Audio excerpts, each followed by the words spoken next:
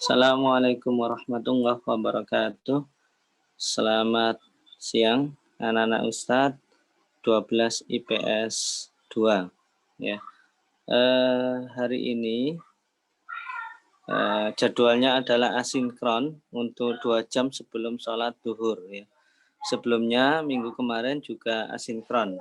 Menurut Ustadz ini kerugian seandainya materi ini tidak tersampaikan. Oleh karena itu untuk menjembatani pematerian biar ada penjelasan, maka Ustadz sedikit membuat video terkait dengan pembelajaran di dalam kegiatan asinkron ini. Nanti kalian bisa mempelajari melalui videonya Ustadz.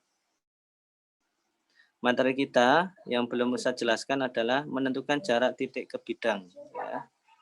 Silakan nanti bisa dibaca materinya, sudah Ustadz berikan di sini. Kemudian sebagai latihan nanti kerjakan soal uji mandiri 1.5.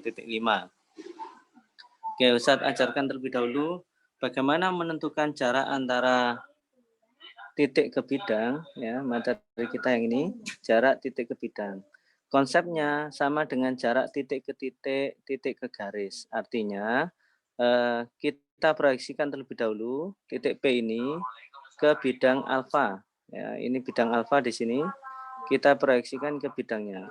Proyeksi itu dijatuhkan tegak lurus ke bidang. Nah, yang dimaksud dengan jarak titik ke bidang itu jarak titik ini mula-mula sampai ke titik proyeksinya. Sehingga kalau Ustadz gambarkan di sini adalah yang berwarna merah. Maka ini yang dimaksud dengan jarak titik ke bidang. Ya. Berikutnya sebagai contoh pertama, ada sebuah kubus ya, sebuah kubus ABCD EFGH dengan panjang rusuknya 12. Di sini sudah ada gambarnya kubus ABCD EFGH dengan panjang rusuknya adalah 12 tadi ya. Kita tulis panjang rusuknya 12. Oke. Sekarang jarak titik F ke ABCD. F itu di sini. Maka jarak titik ini ke bidang ABCD, itu kan yang bagian alas ini ya, ABCD itu. Maka bagaimana menentukan jarak titik F ke bidang ABCD? Artinya titik F ini kalian jatuhkan ke bidang ABCD. Kalau titik F ini Ustadz proyeksikan ke bidang ABCD atau Ustadz jatuhkan ke bidang ABCD, maka jatuhnya adalah di titik B. Nah, maka jarak antara titik ke bidang ABCD itu diwakili dengan panjang garis F ke B atau panjang garis FB. Berapa panjangnya? Panjangnya karena ini kubus, maka panjang FB sama dengan 12. Maka jawaban yang A adalah 12. Oke. Berikutnya kita lanjut ke pertanyaan yang kedua, yang B. Tentukan jarak titik C ke ADHE. C itu ini. Kemudian ADHE itu yang ini. ADHE ya. Nah, tentukan jarak titik C ke bidang ADHE. Kalau saya punya titik C, kita proyeksikan ke bidang ADHE, itu adalah jarak sama dengan jarak C ke titik C ke titik D. Jadi ini adalah yang dimaksud dengan jarak titik C ke bidang ADHE. Sama dengan panjang CD. Kenapa kok sama dengan panjang CD? Karena kalau titik C Ustadz proyeksikan ke bidang ADHE, maka jatuhnya titik C adalah di titik D. Ya.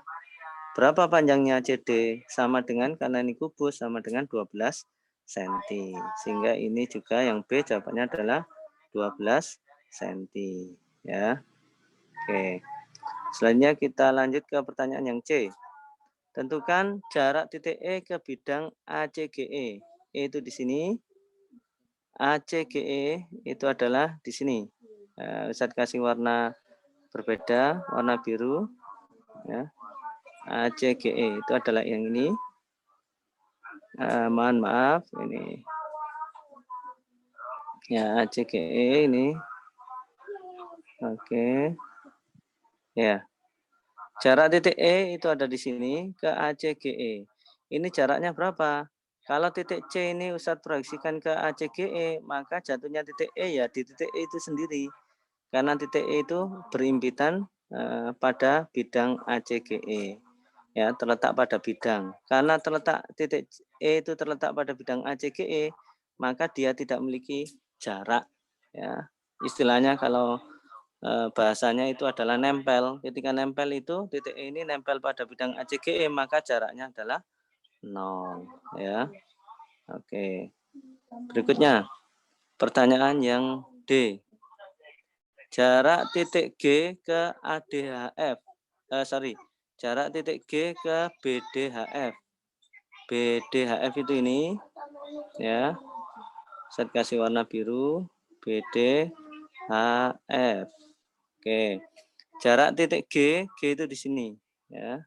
Tentukan jarak titik G ke bidang BDHF. Maka jatuhkan titik G ini ke bidang BDHF. Kalau saya jatuhkan, maka dijatuhkan secara tegak lurus atau diproyeksikan, maka jatuhnya adalah pasti di tengah-tengah sini, ya, atau di titik O. Kenapa seperti itu? Karena ini kubus, ya.